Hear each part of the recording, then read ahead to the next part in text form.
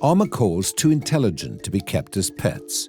A study from the University of Vienna proved that some large parrots have the intelligence of a 3-year-old human child. Further studies leave researchers debating whether they even use the reasoning skills of 4 or 5-year-old children. Owners are often delighted by the language skills and tricks their macaws can learn. But can humans really provide the home that macaws need in captivity? Gabi Kussler and Caro are determined to find out during an eye-opening conversation with experts at one of Costa Rica's primary bird rescue efforts. Together, they'll meet macaws that have suffered. Someone was trying to sell it. Oh. Yes, in the middle of the city. And others that are thriving. And Kussler will have an encounter with one of the rarest of the macaw family.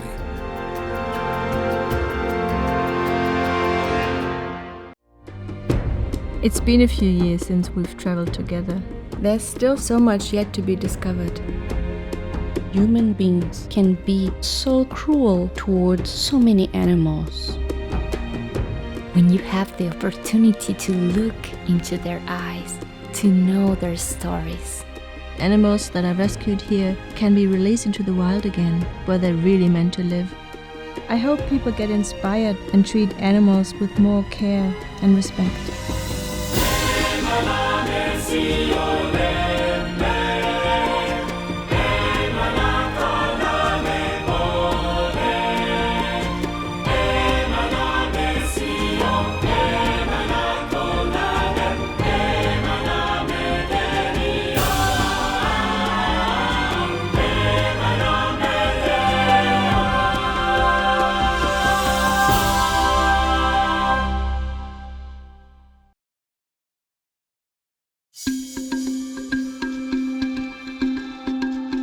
Humans have been keeping various parrot species as companions for thousands of years. Ancient Egyptian, Chinese, and Greek societies were known to keep their birds in ornate cages, embellished with precious stones. It's believed the very person who named Costa Rica after its rich coasts, Christopher Columbus, was the first European to see the big and bright macaw. And it wasn't long before the birds were exported from the New World. Now, when many people think of parrots, they first think of a fun pet. But that isn't the case for everyone. For me, I'm so accustomed to see macaws flying in the forest. That's what I see since I was a boy of 6 years old. And then I don't see other way, you know what I mean? The macaws, they were born to be flying free in the blue sky, you know. And then to macaw be in a cage is, something that is not really good. Rodolfo co-founded Natua Macaw Sanctuary to save macaws and teach people about them. And he advocates that parrots should not be kept as pets. One reason is because he has seen the cruel conditions suffered by macaws captured for the pet trade in his own country. Well, we are here with this macaw. This one was, someone was trying to sell her. Oh. Yes, in the middle of the city. They was just carrying her in their hands. Mm-hmm. They clip the wings. The feathers? Oh, they're very Feathers, short. yeah. Mm-hmm. Yeah, we can see that. That's part of the black market. We have big issues, big problems. It was with confiscated and brought exactly. to you. That was Right. confiscated by the government, the police, and then they brought her here. Now she is in, the process of rehabilitation to see if we can put it back into the wild. Mm-hmm. So the black market, do people just catch wildlife and then sell it, or what's? Yes, the thing is that people, they go to the forest, to hunt animals. In case of the parrots, they take them since they are little and sell them to, people to use them like pets.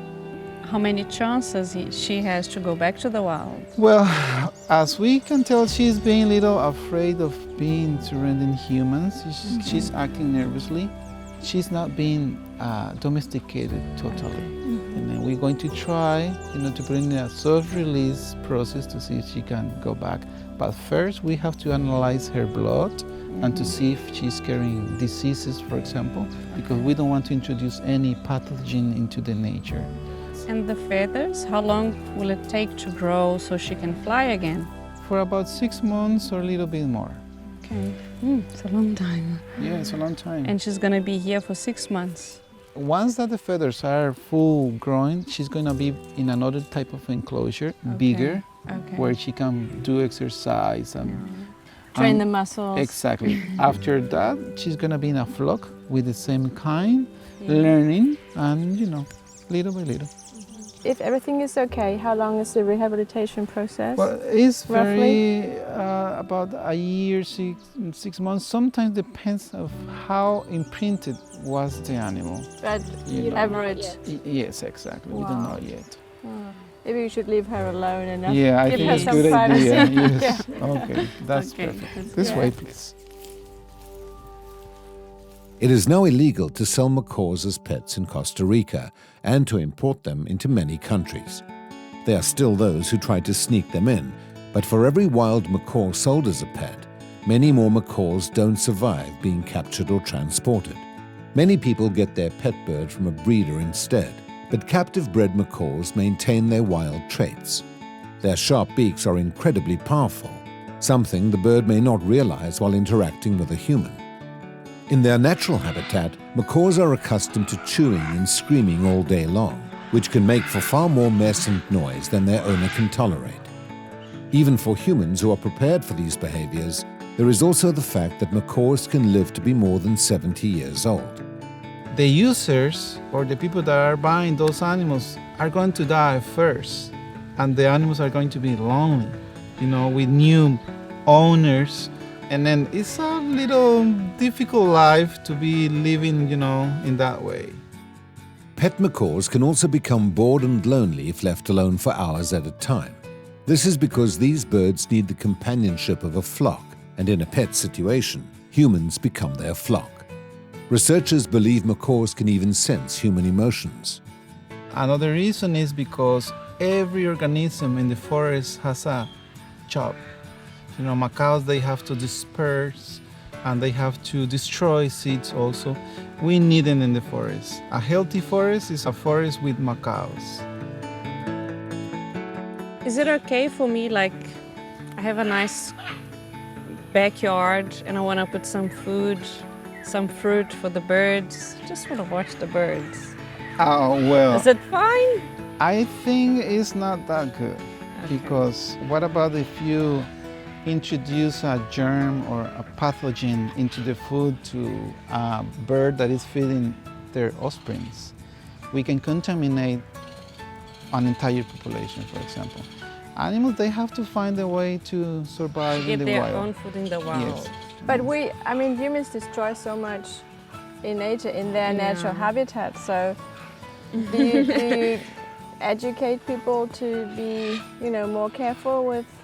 Yes, that's the idea. For example, every time that we go to the schools to talk about animals in extinction, we talk about trees, we talk about preserve all kind of vegetation, because in the end of the day, the trees and the vegetation is the resource that the animals need to, to sleep, to make their nests, to eat, all that. The most important is the society here, the local people. They have to understand that macaws are more valuable living in the trees than being captive in an enclosure or cage. Because in the end of the day, they are the ones that are going to look after the macaws that we are releasing. There are at least 19 species of macaws. Some, such as the Spix's and Glaucus macaw, have already disappeared from rainforests entirely. Another bird, the hyacinth macaw, has been wavering on the endangered list for years. Conservationists are working to save the few that are left. Hyacinth macaws are native to Brazil, but Natua is the permanent home for 2 that were rescued. And it's the species Kassler has been most excited to meet. I had a dream to see a bird, and today my dream came true. Grew up going to my grandparents' farm in Brazil every holiday, and one of the highlights of being there was to see a macaw or a parrot fly in the wild or on the tree, or sometimes many of them. But there was something missing. I always wanted to see the blue macaw.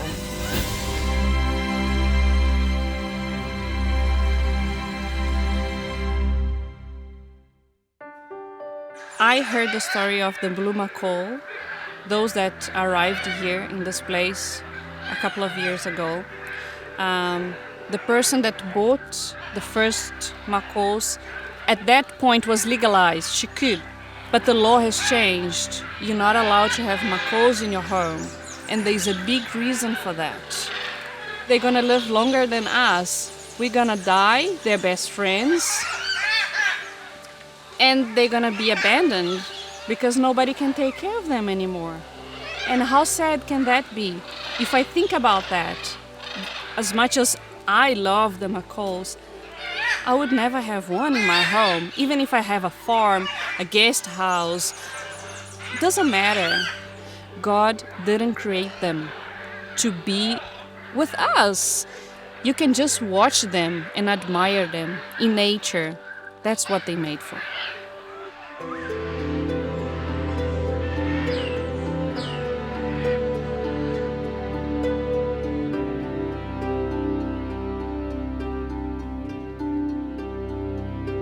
Years ago, I had the vision to create a nice green place for the releasing birds. You know, now we see the macaws breeding by themselves. We don't need any more incubators or any artificial way to increase the population.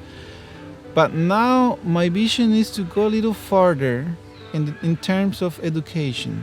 Even though that we have different organisms from our different countries, it's the same situation. You know, people having troubles with wolves, people having troubles with lions in their backyards. Here in Costa Rica, jaguars, for example, it's the same situation. And then the idea is to tell them what is happening here, to convince them to look after biodiversity in general.